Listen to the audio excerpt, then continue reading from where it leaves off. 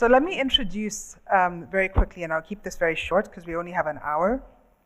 Dr. Mamphela, who's the co-president of the Club of Rome, and Peter Blom, who's the chairperson of the Rethinking Finance Hub of the Club of Rome.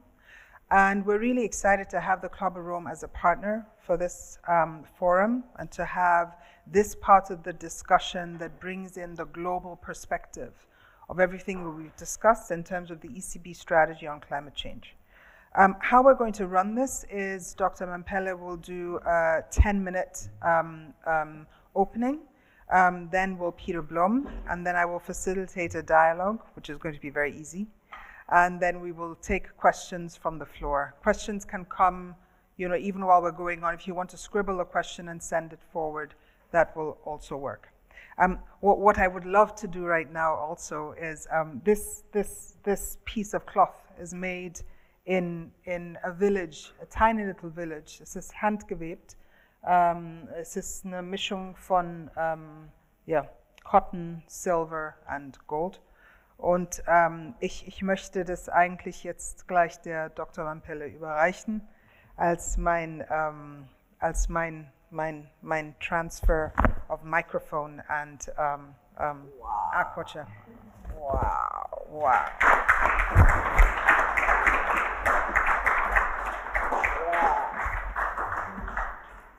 You want me to speak from here? From here or from there? Let's see what we can actually do.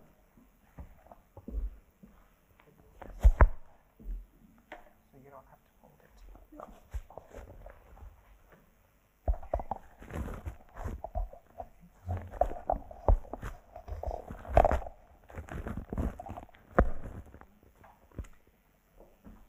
Good afternoon, and thank you so much for inviting me to this very exciting conversation. I have a limitation of language, but my sister here has done her best to make me follow the discussions that we have heard this morning. I come at this as someone from an international perspective, but also from a continent that is impacted by the decisions that are made in places like the ECB. The ECB is a critical institution not only for Europe, but also for the rest of the globe. I'll share with you the perspective of our founder, Aurelio Peter, who at the end of his life, having spent a lot of time supporting analysis about just how, as the current Secretary General of the United Nations says, we are committing suicide, that there is a limit to how much we can grow and use nature's resources. And what he came to was people don't change because they have all the information they need. They change because they come to a different awareness. And what, in his word, he said, we need to develop a higher consciousness that we are interconnected and interdependent, and that we are part of nature and not outside of nature. So the Club of Rome is inspired by this quest for humanity to develop a higher consciousness of its explorations of what we believe all of humanity has to engage with the question, how do we emerge from these multiple emergencies that we have brought upon ourselves? We believe that humanity needs a new way of being human, a new civilization that reflects the values of humanity's interconnectedness and interdependence. So the big question before us is, what would relationships be like within this emerging new civilization? What kind of economics, what kind of finance systems would we have in this new civilization? We are excited to participate in these conversations, as we have done this morning, in a setting which has a shared heritage, because your great German philosophers and the contemporary thinkers like Professor Hofmann are drawing from something which, as someone from the continent, I feel an affinity to. Africa's Ubuntu philosophy and its ancient Egyptian version, which was called Marx. This is what inspired Hegel to coin Bildung as a cultural concept aimed at cultivating people to want to know how to be the best versions of themselves in relation to others and the ecosystem they inhabit.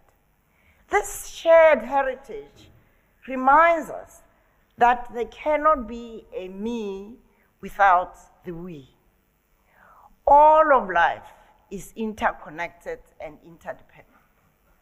The original formulation of ESG by Professor Hofmann, which included socioeconomic, natural capital, and culture, is a reminder or an attempt by him to get us to the essence of that interconnectedness and interdependence.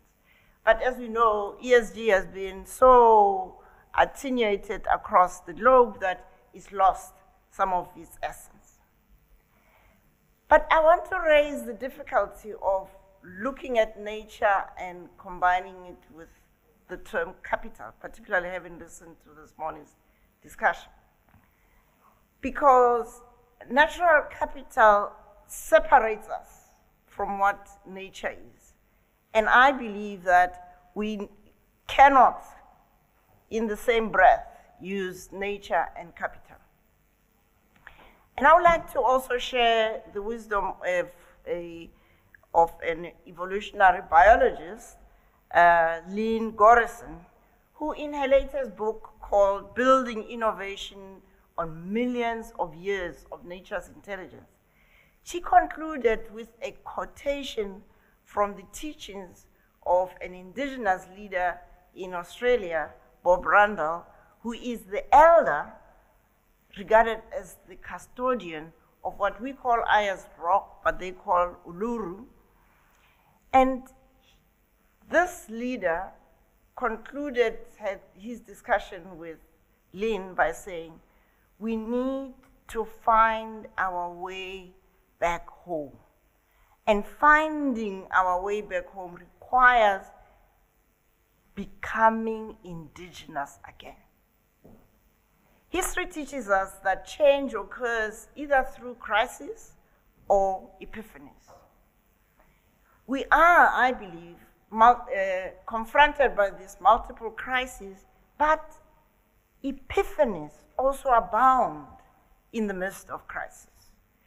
And for this leader, in his wisdom, he says, we need to re-nature human nature and rewild our innovation DNA. And if you read Lynn's book, you will see that this is not hairy-fairy. It's actually quite exciting how nature has figured out what artificial intelligence is only discovering today. So I believe that the ECB has a rich heritage, which is a common heritage, that it can draw from to find its way back home by learning anew how to become indigenous again and explore how we can be locally attuned and globally aligned. Re-emphasizing building or Ubuntu value system as embodying the guiding principle of any quest for sustainability would help us to realize that the nature of the future and the future of nature are interdependent. Culture that reflects the values of Ubuntu and building is the best guarantor of sustainability. My own continent of Africa is struggling to find its way back home. Post-colonial African governments have perpetuated the separation of being human in the building Ubuntu sense from having power to govern. The disastrous post-colonial governance and socioeconomic failures are the result of the separation of Ubuntu values from the practice of governance on my continent. Europe has the opportunity, in my view, to rethink its partnership with Africa, to learn together how to embed Ubuntu building in governance at all levels. Healing the brokenness that is the legacy of colonialism requires affirmation of our shared values of Ubuntu building and the mutual recognition of the inextricable links between our two continents. Healing is a core responsibility of Africa and Europe to acknowledge our problematic history and its impact on the present. We need to move together to strengthen our interconnectedness, rooted in Mother Nature's intelligence, that the nature of the future and the future of nature are interdependent. We are in this together. So at the Club of Rome, we focus our work program on 5 thematic hubs: dealing with planetary emergencies, reframing economics, rethinking finance, and exploring what an emerging new civilization could look like. But we realize that the future is here in the form of young people across the globe. So we have a focus on youth and intergenerational conversations because we are just too old to have proper conversations about the future that exclude young people and their wisdom and their passion. My colleague Peter Blom, he will focus on rethinking finance within this understanding that we are in this together, that the interconnectedness of the very nature of being human is what we need to keep in focus all the time. The challenge of combining opportunities of both crises and epiphanies of this moment, we need to harvest that to reimagine and build futures characterized by well-being for all in a healthy biosphere. Thank you.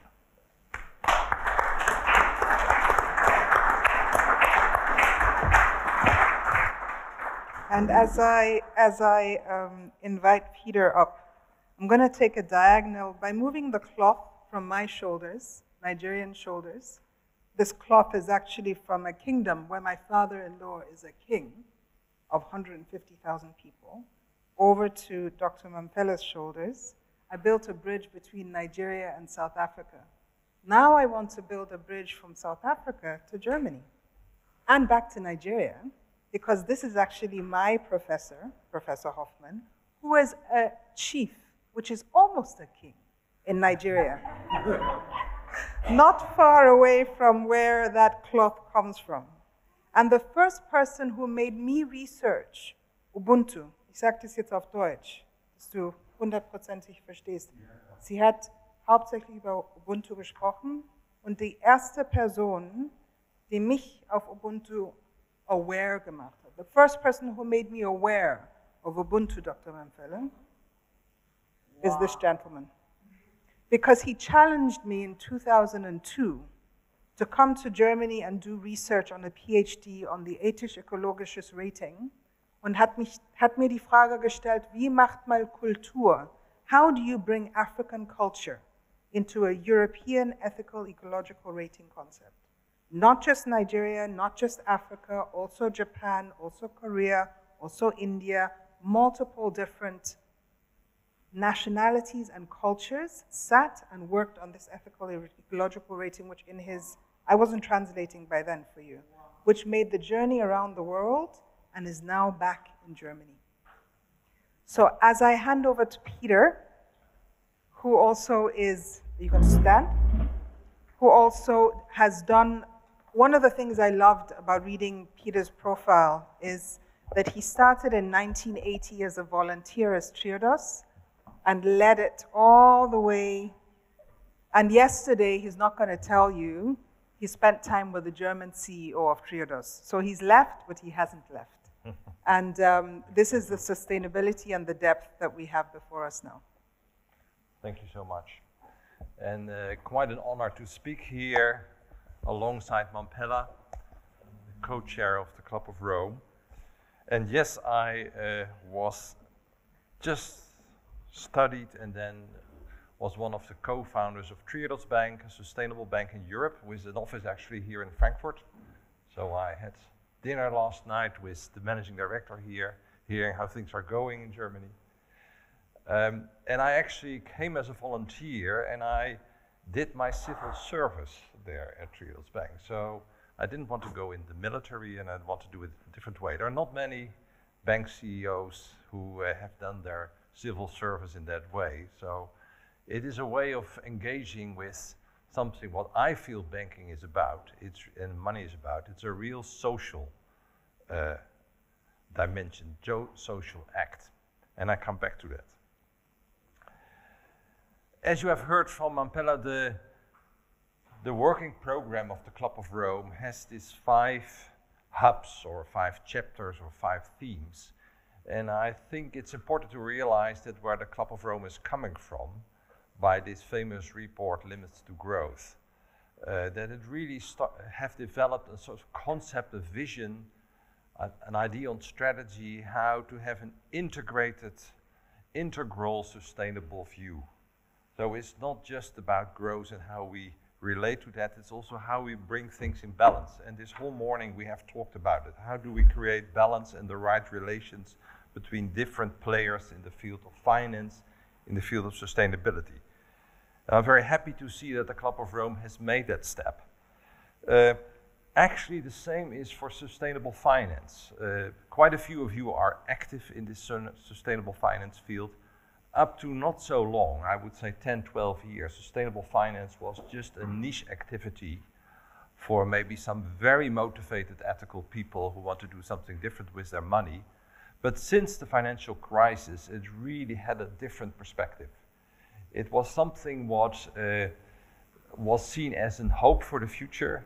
I've never been interviewed so many times as during the financial crisis. Suddenly people discover Triodos not only as this nice small niche bank, but you have a model what is actually resilient in financial crisis. How come? Tell us.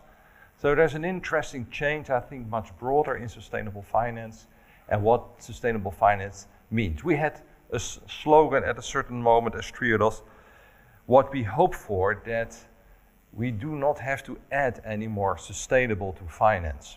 Finance in itself should be sustainable in many ways. And that, I think, is where we are driving the whole change for, that it becomes a logical way that if you look at finance, that it's really sustainable.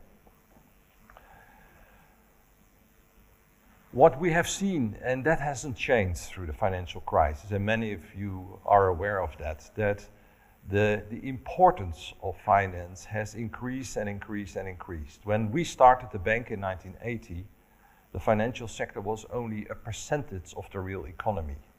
In the Netherlands, it's now 3 times the real economy. So there's a huge bubble in finance.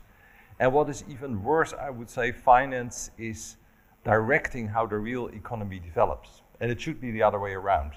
Not maybe many people realize that, but now we think it's important that we create assets for financial markets. That's completely upside down. I think we have a real economy who is making the change, and the financial sector should support it. But we are so addicted to all these financial rules, that we put it completely upside down. And I think that is something what also lives strongly in the Club of Rome, that should change. There are also other consequences of this financialization of society. It's short-termism. In financial markets, it's very hard to think long-term, even for regulators. I'm now also a member of the supervisory board of the Dutch Central Bank, and that's one of the things we bring to the attention, that the short-termism also in looking ahead. I mean, the policies of the ECB are only 2-3 years looking forward, where we need for a real transition, real transformation, we need 10-15 years. And how does that work for banks? You need extra capital as a bank if you have loans longer than 7 years, much more extra capital. That doesn't help investing in long-term changes. So there are quite a lot of practical things we can work on there. But the whole notion that the short-termism, that market efficiencies, I come back to that they create no room, no space for real innovation. I even would say that market efficiencies is really hurting innovation. The old-fashioned banks, they had some good clients and they had some clients who need to be helped through the first years of their business. And I've done many of those finances. Only when a bank has a proper margin to facilitate that, they can really help the innovators. Today, for most banks, it's not profitable anymore to help SME companies.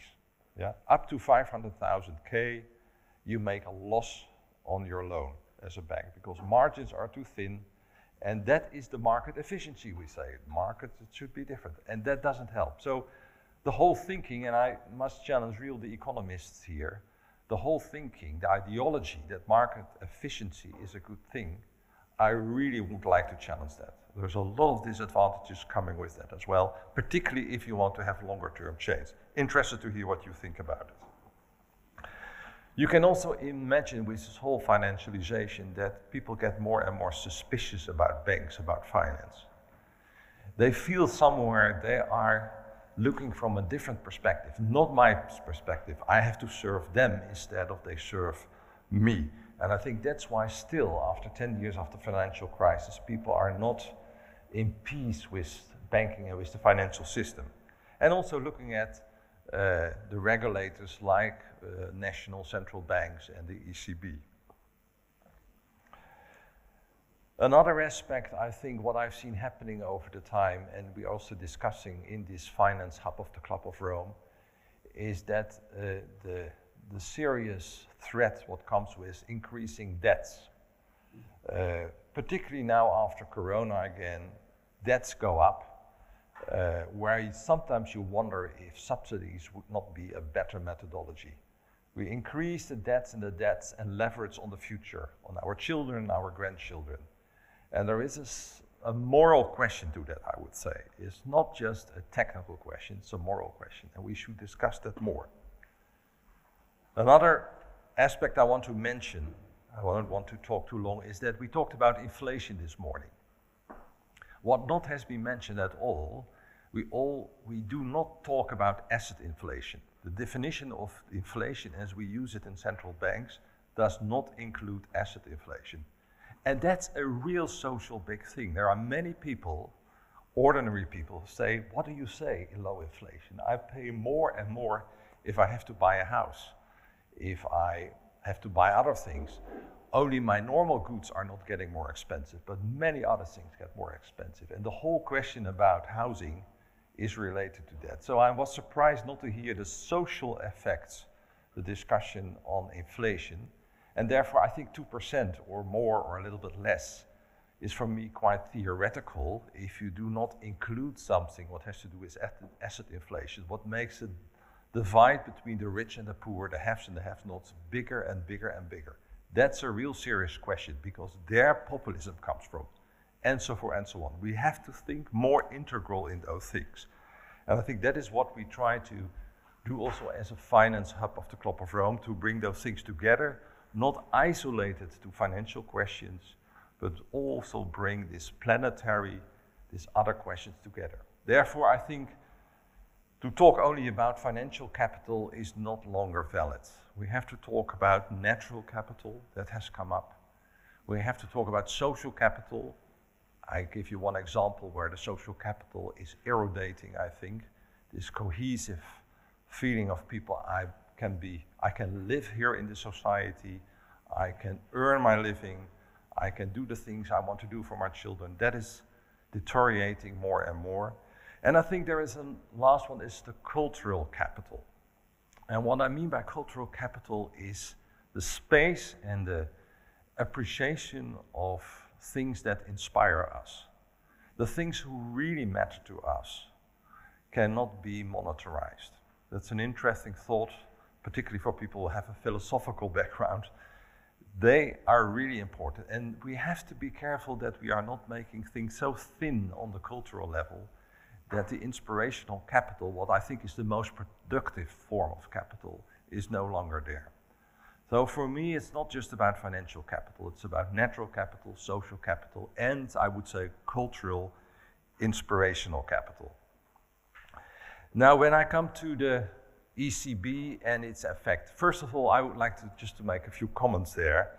Many things have been said already this morning. I was excited about the discussion. I'm very interested in the whole topic of regulators, as you can imagine, also in my role now, in my previous role as a CEO of a bank. We also founded 10 years ago the Sustainable Finance Lab in the Netherlands, what has now become a think tank for the Dutch government to see how we can bring forward this whole sustainable finance agenda.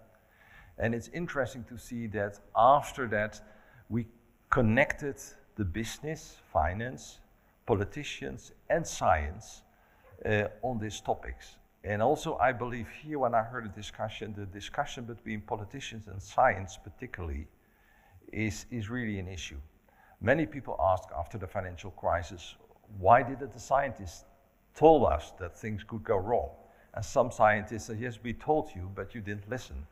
And others didn't say anything. So I feel the scientific world has a real responsibility, and we can organize that to give their message to the politicians and to the financial sector. You have to work together. In that sense, I very much like the notion of an interdisciplinary approach. It is social, natural, cultural, financial, and it is with more partners in society. So what I can see for a central bank in Europe, and I do think we are changing the notion of what a central bank should be, that the old ideas of the enlightenment, that you should separate functions to make them effective, has to change. I think we all see that that helped us a lot in thinking through, but now it's a counter force, so to speak. So we have to overcome that idea that we have to separate functions to make them work efficiently. I do feel we have to respect our own roles, but we are also all people as citizens, and how can we work together for that? And I think that is what we try to do in the Club of Rome, that we bring this discussion to that level, and that's a new discussion, and you know, this is not just about the vision, it's how to translate these visions into strategies. So we hope that we can advise the European Commission, but also other people in the world, governments, with this more integrated approach, where we say, well, the old days of having specialties, you mentioned the specialists, I think that's where we are getting a lot from, but now we also have to add the generalists who brings those things together and help us with a clear agenda with milestones for the next, I would say, 10 years. All those people who talk about 2050, I think is far too far away. If we make the goals for 2030, I'm pretty confident we can also do the rest until 2050. But we have to get going now with milestones in the financial sector, and there have been talked about concrete examples. I can tell you more about it, what my ideas is, our ideas are, what can be done. But I think in the next 9-10 years, it should really happen, and that transition should take place. A real paradigm shift with different capitals, with different governance structures, also for banks, that can really make the change work. a lot of things who are still open. Has to be short, but I'm very pleased to continue the discussion on it. Thank you very much.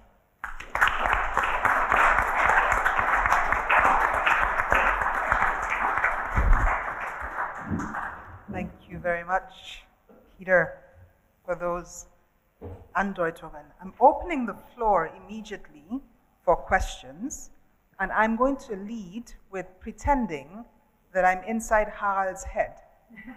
And one of the things that Harald said, I'm saying to the Club of Rome also that Harald, his designation doesn't say it, but he's part of the research group also that was founded by Professor Hoffman. And one of the questions that Harald asked was, how can it be that the ECB is prioritizing only climate action?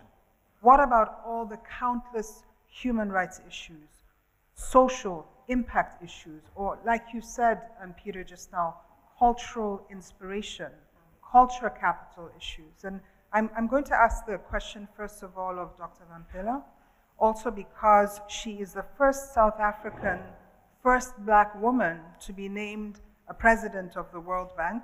This is about 20 years ago, long, long time ago, as well as a whole host of other factors. You probably don't know, but perhaps one of the closest human beings to the gentleman who is a human rights activist and known the world over, Steve Biko. This Mamphela was his partner and has led also the fight for global equity, global justice, not just in South Africa, but the world over. And so you have an inside experience of how global multilateral organizations run. You're also one of you're the first African female co-president of the Club of Rome. And one of your strongest points has been to bring that intergenerational dialogue, to bring that cross-cultural dialogue into the Club of Rome. So we have that debate currently ongoing within the Club of Rome. So what is it that we need to do? Because this is Harald's real passion. He lives it and breathes it. And Peter, I'm going to ask you the same question from the perspective of the Global Alliance for Banking Values, where really you've advocated for the banks need to do things differently, especially a financial sector that's now 3 times the size of the economy. What do we do? How do we move from thought to action? I think conversations like we have had this morning are what will move us from thought to action. I believe that we have not allowed ourselves to have conversations outside of the boundaries of institutions. As Peter said, we need to have scientists, economists, activists, young people in one room so we can get different perspectives. But we also need new language. I heard you pushing about human rights, and the ECB may find that a bit alien as language. But at the end of the day, if we're talking about sustainability of humanity, we can't but talk about human rights. And climate change didn't happen on its own. It happened because of the way we conducted ourselves as humanity. So issues of how to be better human beings in relation to nature are broader issues, but they're also issues at the heart and center of any financial institution that's talking about sustainability. So you don't have sustainability there and financial performance there. They are interlinked.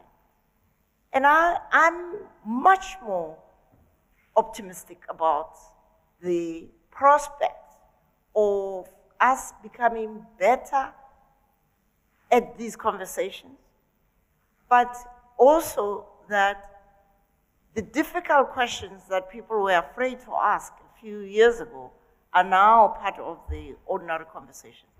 But as I said in my initial comments, the sad reality is that continents like Africa and other parts of the world are still following the old Washington consensus approach to central banks. I mean, my central bank, quite frankly, is completely out of kilter with the reality. Why? Because they learned that you have to have inflation targeting, you have to do this.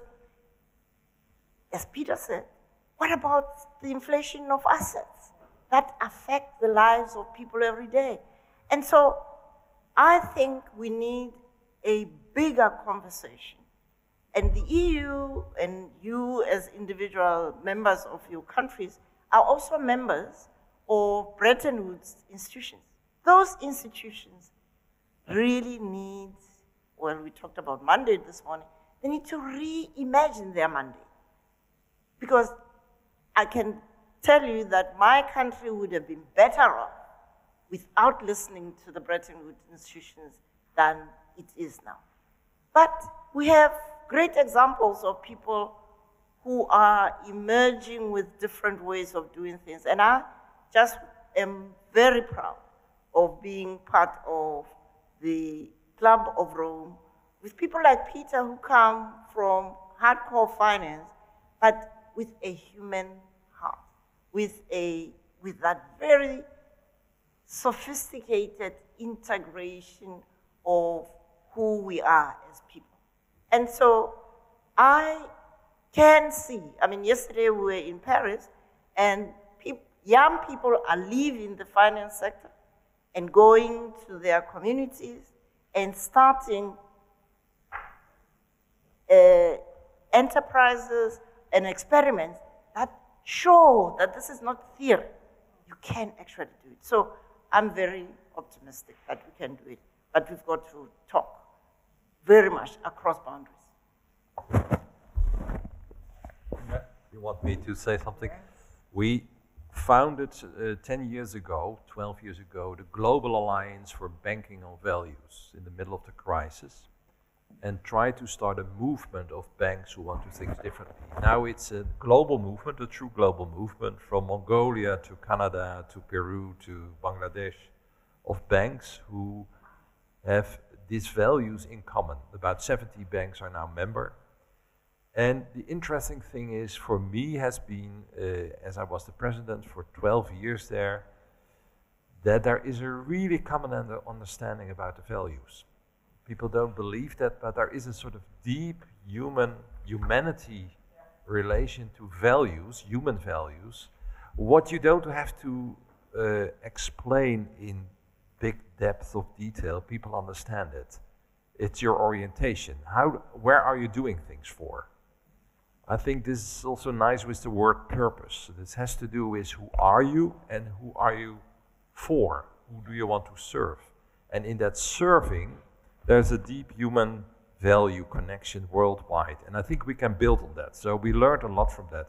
What I also learned, that maybe the European and the North American banks are pretty advanced, at least in the Global Alliance with environmental finance. But the microfinance experience, the social finance experience, was much more developed in the South. So we started to learn from each other. We started to combine those things. And I feel that is a sort of culture. We are different, we have different backgrounds, different histories in different continents. But bringing this on the commonality of human values and using each other's experience and bring those things together, that brings the whole thing on a higher level. But, and maybe I can bring in my but here, I do in this whole notion of finance change finance, what has been used a lot, I think, in the world of sustainable finance. We are in these banks very good in financing change, doing a lot of projects in renewable energy, social, education. But what you can see, that you also can reach a certain level. I do not agree that we are out of the niche. We are still in a niche. It's 5-10% at the max. And when other people say they are green or ethical, it's very shallow. But I think that was needed in the last 30, 40, 50 years to build that movement. And now we have to change finance. There has to come a sort of top-down systemic answer to that grassroots movement. Otherwise, that grassroots movement will not do it on its own. And I think that's a fundamental strategic question for the change, people who are dealing with change. You cannot just building up from the bottom. At a certain moment, there has to come also a structural invention, democratically supported, of course, that we make a next step all together. Otherwise, we stay a niche of 10, 15%, and that is not possible anymore, given the challenges we are in front of us. And I was sort of interested also to hear from you if there are some strategy people who have, of transition professors or whatever you call them, who have worked with that, because I feel that is a much bigger question than coming up with new examples of coming with the big visions.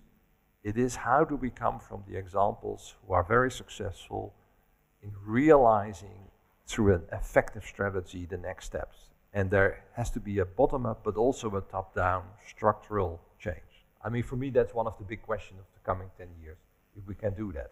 If we can't do that, I think it will remain a niche. It is not automatically growing and growing. That's a great comment that comes with a great question.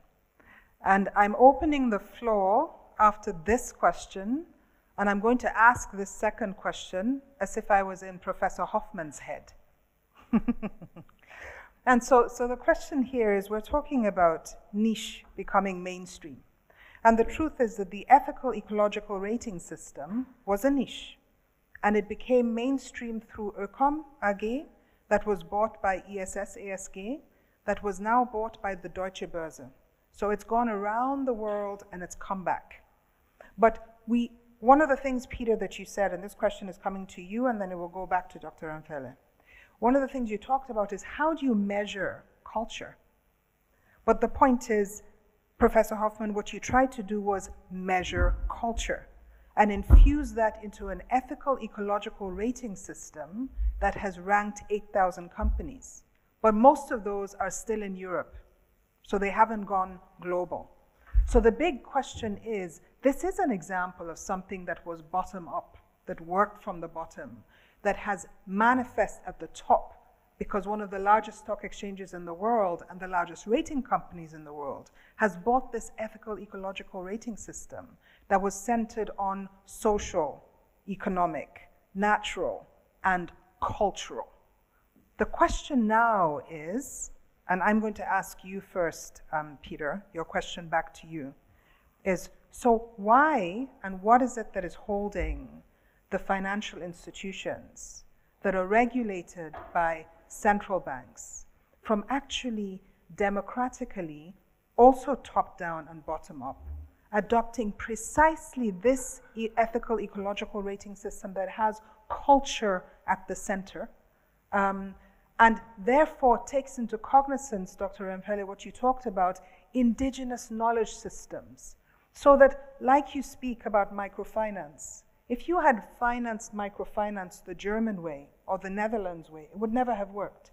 You had to listen to the grassroots. You had to listen to the cultures of those people where they operate, where it hurts, to realize that even though it appeared that they were poor, their repayment rates were 100%, which nobody believed, but because we listened to culture and we understood that indigenous systems are different, but just as good, it worked.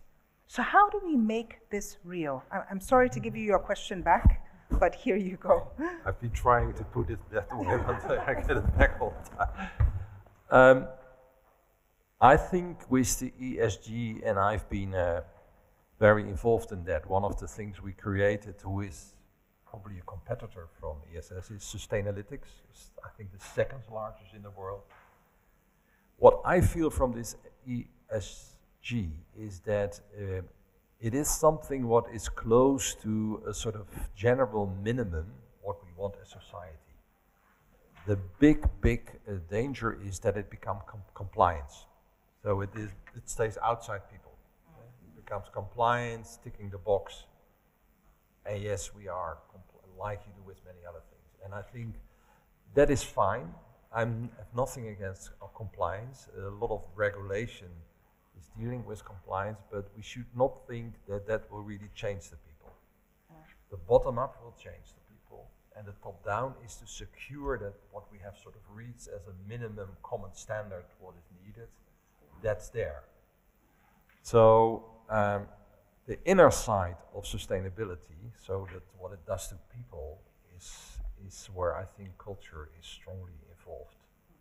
And what I've seen, the real successful companies are not the ones who comply with all the ESGs. I say it a little bit bold now, but the one who have leadership and development who comes from within.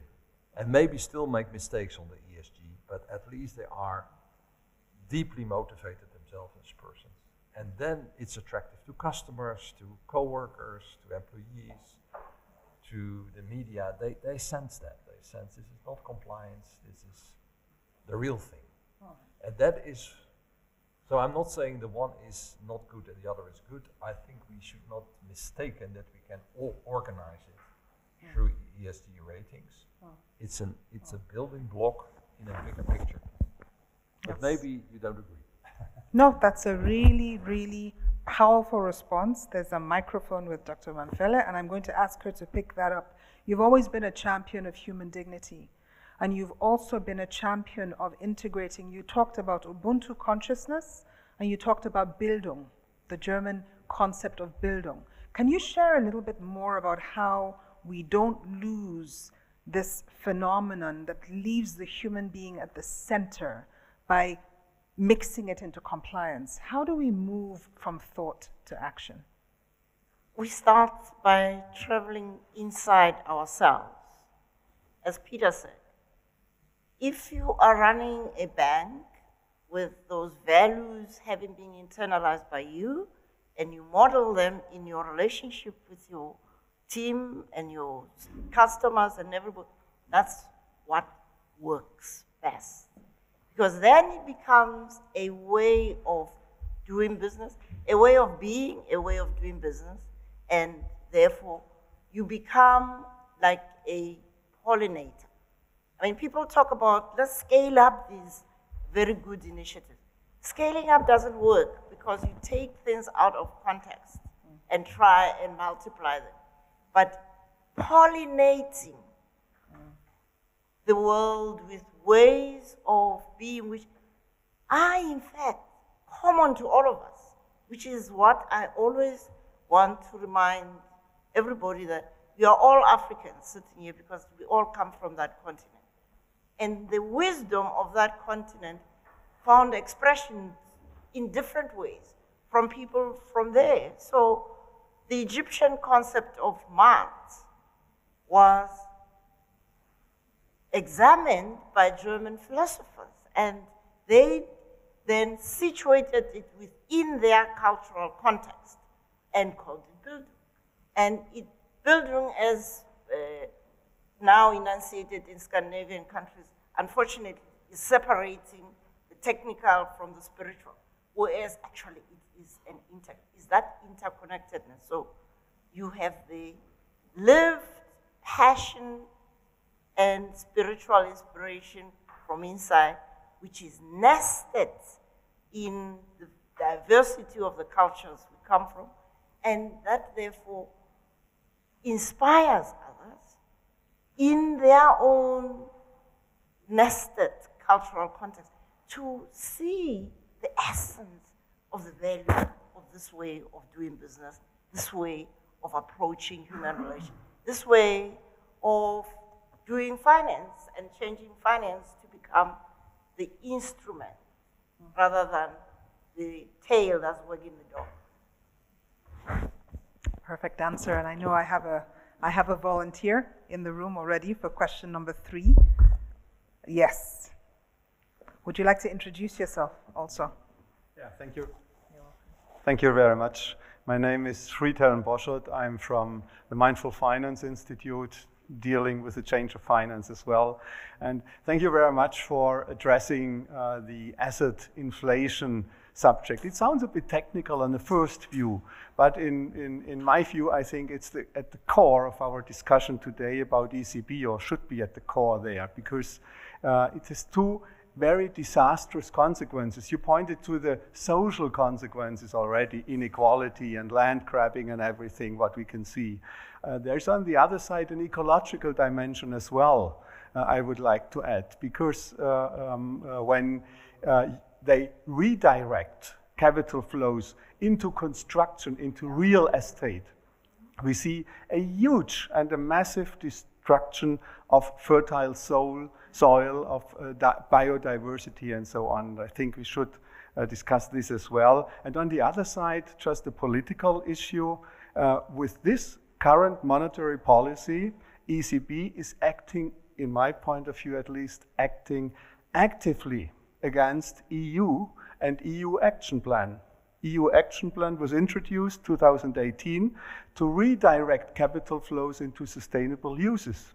Now, what is one of the disastrous consequences of current ECB monetary policy is they are redirecting capital flows into assets which actively support inequality, destruction of ecological spheres, and so on and so on. So they are working, in fact, against each other. Yeah. Thank you. Very, very good point. Thank you very much. I have another question over there. I'm going to gather a few questions, if that's okay, so we have multiple audience participation. You have to make it. Ja, Christoph Freidorf, Cusanus Hochschule für Gesellschaftsgestaltung. Ich hoffe, es ist okay in Deutsch. Also danke für die Veranstaltung, für die Möglichkeit, hier fachlich ins Gespräch zu kommen. Es wurden ja viele interessante Aspekte angesprochen. Ich möchte aber jetzt nochmal tatsächlich eine zugespitzte Frage stellen zur Gesamtsituation. Wir sind uns doch alle darüber im Klaren, dass wir einfach einen sehr, sehr gesicherten klimawissenschaftlichen Stand haben, dass bereits in wenigen Jahren hier Kipppunkte erreicht sind, die jetzt schon anfangen, die einfach massive Auswirkungen haben und danach sehr, sehr schwer reversibel sind. Natürlich, die Welt geht nicht ganz unter, aber wenn wir jetzt nicht zeitnah konsequent umsteuern, dann haben wir echt ein riesiges Problem. Also es wird nicht nur sehr, sehr, sehr teuer, sondern da ist auch wirklich die Gesamtstabilität, auch nicht nur wirtschaftlich, auch gesellschaftlich, ist einfach global in Gefahr. Und selbst in Europa ist dann keine Insel der Seligen mehr. Wir haben also nicht ein paar Jahrzehnte für gemütliche Anpassungspfade irgendwie, sondern wir haben nur 5 bis 8 Jahre oder sowas für kritische Weggabelung. Und jetzt betrifft das auch die EZB. Ja? Deswegen, das ist ja das Thema der Veranstaltung, möchte mal in Frage stellen, gerade auch den Vertreter der EZB, wenn er noch hier wäre, müsste da nicht auch schon aus dem primären Mandat der Preisstabilität, was ja wirtschaftliche Stabilität auch betrifft, das nicht so sein, dass die Modellierungen alleine schon sagen, hey, wir müssen jetzt sofort einen radikalen, gerade noch für Finanzsektor tragbaren Anpassungspfad wählen, weil alles, was wir nicht machen, wird später richtig disruptiv und noch teurer und noch katastrophaler. Also ohne jetzt sozusagen apologetisch und Panik zu machen, das ist halt einfach die Ansagen von den Naturwissenschaften, die für uns irgendwie handlungsleitend sein sollten. Ansonsten laufen wir da einfach rein. Für kurzfristige, schöne, bequeme Stabilität riskiert die EZB einfach viel mehr. Deswegen, ich teile diese ganzen Sachen, aber alleine schon das Primärmandat, da sehe ich überhaupt keine Ausreden mehr, wenn man auch nur einen Zeithorizont von gerade mal 10 Jahren ansetzt. Und ja, müsste da nicht eine Ansage kommen von Frau Lagarde, we will save the climate, whatever it takes? Whatever it takes, gab es doch schon mal für eine Sache, die nicht so wichtig war. Ne? Und dann jeder Euro, den die Zentralbank verlässt, darf nur noch für grüne Sachen verwendet werden oder es dürfen nur noch grüne Assets, nur noch grüne Sicherheiten reingenommen werden. Und auch was Geschäftsbankgeld angeht, was geschöpft wird, kann man doch auch alles durch Mindestreserven, Demurrage oder MMT oder sowas, kann man alles irgendwie super runterregulieren. Also ich möchte mit dem Appell schließen, letzter Satz, können wir hier tatsächlich die Ergebnisorientierung unserer Diskussion auf eine weitestmögliche Abwendung von diesen Klimakipppunkten stellen und daher diesen Diskursraum auch um unorthodoxe und ein bisschen radikalere Ideen erweitern. Ja, vielen Dank. Sonst müssen wir uns später tatsächlich fragen lassen, was wir hier gemacht haben. Ja.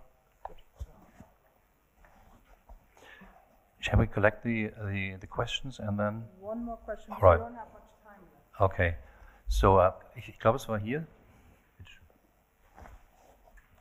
Ja, mein Name ist Wilhelm Ungeheuer. Vielen Dank für die Veranstaltung und für die Einladung. Bezug nehmend auf das, was mein Vorredner gesagt hat, möchte ich die Frage stellen, ob wir nicht zu sehr einen Blick auf Europa haben, auf EZB und Klimawandel. Mich würde gern Ihre Einschätzung interessieren, was denn andere Länder, China, USA machen beim Thema Klimawandel. Weil ich denke, das Thema Klimawandel ist zu ernst, als dass wir nur die europäische Perspektive betrachten.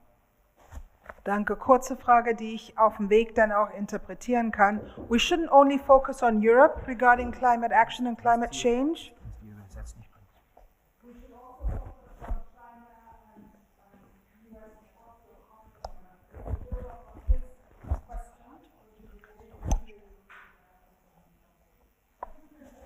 Yeah, all right. Okay, so the last question. Yes, thanks. Moritz Hütten, Darmstadt University. Yes, we had a topic of the limits to growth, and we had a topic of asset inflation. And there's like one thing I just wonder is like, I mean, we still had also the idea of like solving this cooperative with financial markets, but I mean, it also seems to hint at the idea that there's also the possibility that finance can be very antagonistic to trying to manage the climate crisis. And I'm just wondering, now that stock markets have like chased record after record for over a decade, that isn't there like some sort of like almost a trap in there when we try to green finance, but expectations are already so sky high that if we try to address now problems of a real economy or trying to set off a real transformation, it cannot persist on that level just because of the level of expectations being so high with all the growth in asset prices and how stock markets have developed over the last decade. Like maybe if we like switched 20 years ago on a lower level, it would have been more achievable. But right now, wouldn't it be like a severe rupture? Either as it's a severe rupture or it's just not possible to be genuinely green, transforming, and still compete on that level. Not so easy to answer, but let me first take the question, the two previous questions. I do think it's a global issue, although I see many times European enterprises to say, well, we do already enough, first others have to move now. And I think that is not anymore an option. I feel what I hear in the rest of the world, also through my Global Alliance for Banking and Values work, Europe is still seen as an example of how you can balance cultural questions, social questions, natural questions, and economic questions. We have a long history in Europe, and we should be proud of and not spoil it, where we try to balance things in a certain way.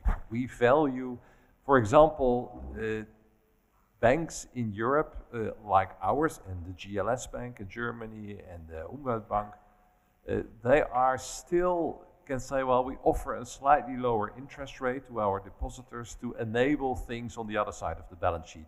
That is impossible in Anglo-Saxon world. So there is a sort of culture of consciousness in Europe still, where others are very envious. They really think that is how life should be.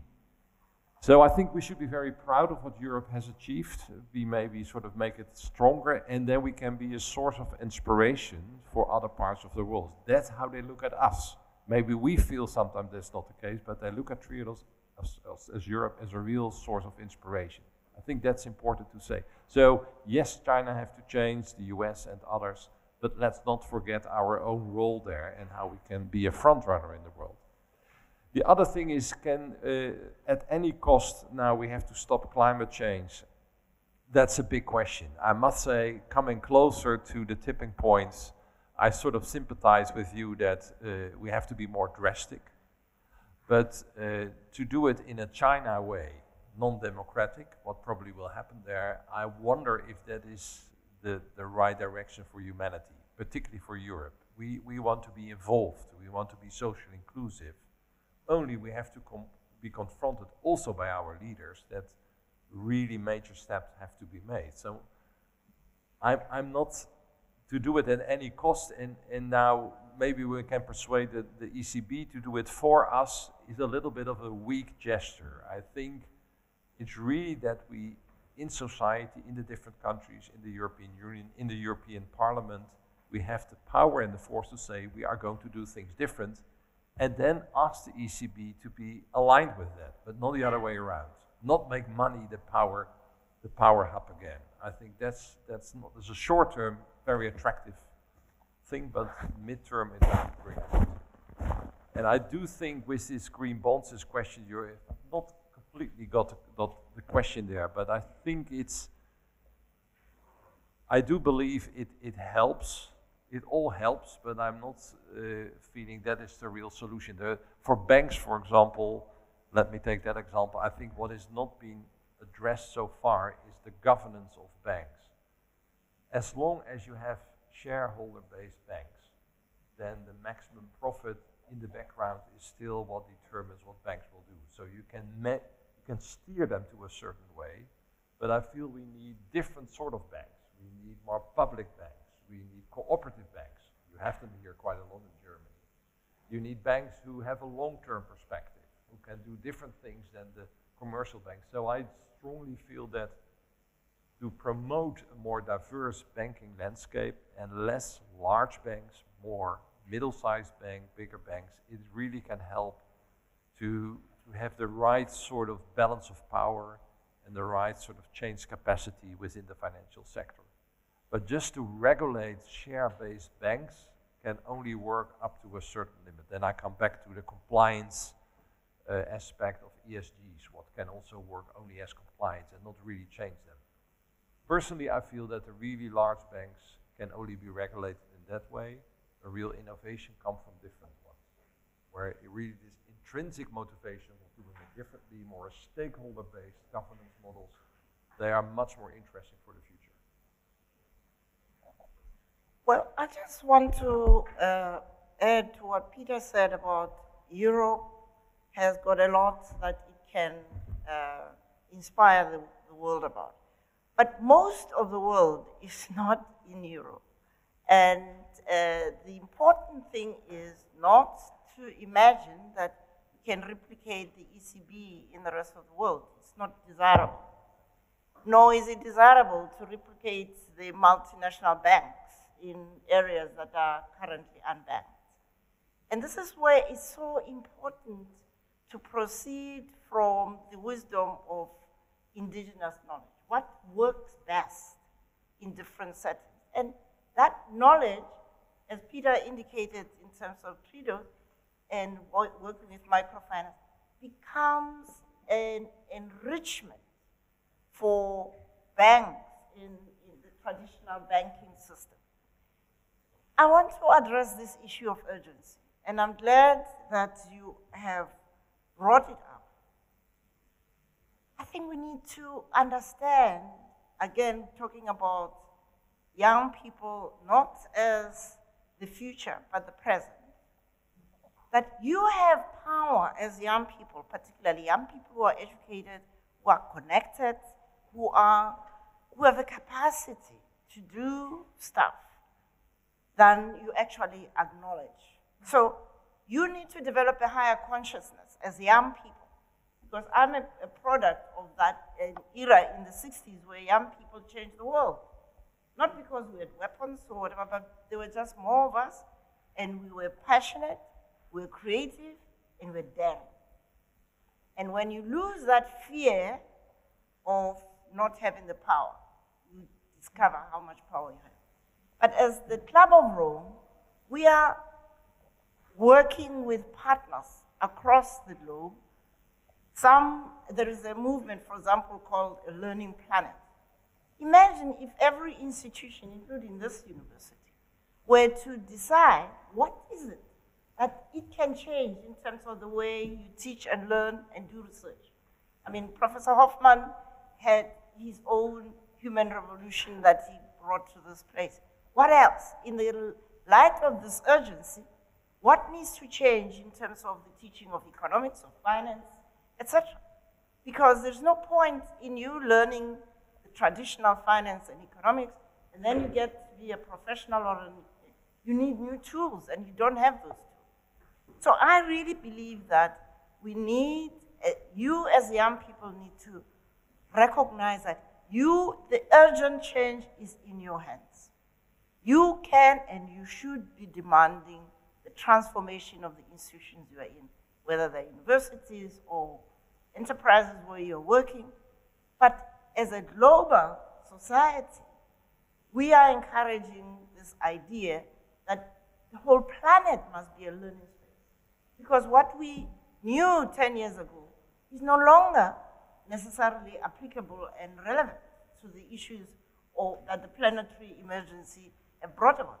Who would have anticipated that we'd be walking around with masks and having these social distance? But we have had to learn that. And if we can take, this is what I meant by crises, yes, they bring about change, but they also bring about epiphanies, where we begin to realize that we actually have got much more power, knowledge, and capacity to do things differently than we imagine. But let's not scale up. Let's be pollinators like bees. Because when you pollinate, you are not disturbing the ecosystem, you are enriching it. Thank you. I think that's a wonderful note on which to end. And the beautiful thing about being a moderator is you can choose how you end. And now I want to end with a few minutes space. And I'd like to call the Forschungsgruppe to come forward to take a photo with our special international guests while we are clapping for them. And I would like to say, let us go forth and pollinate the earth with the ideas that we've shared today. And I want to call Professor Hoffman and my other Dr. Ofata also, Professor Sherhon, in spirit, to be the first to get up and lead the way forward. I'm so proud that your idea is real and it's mainstream and it's happening. So thank you very much. Standing ovation to our panelists.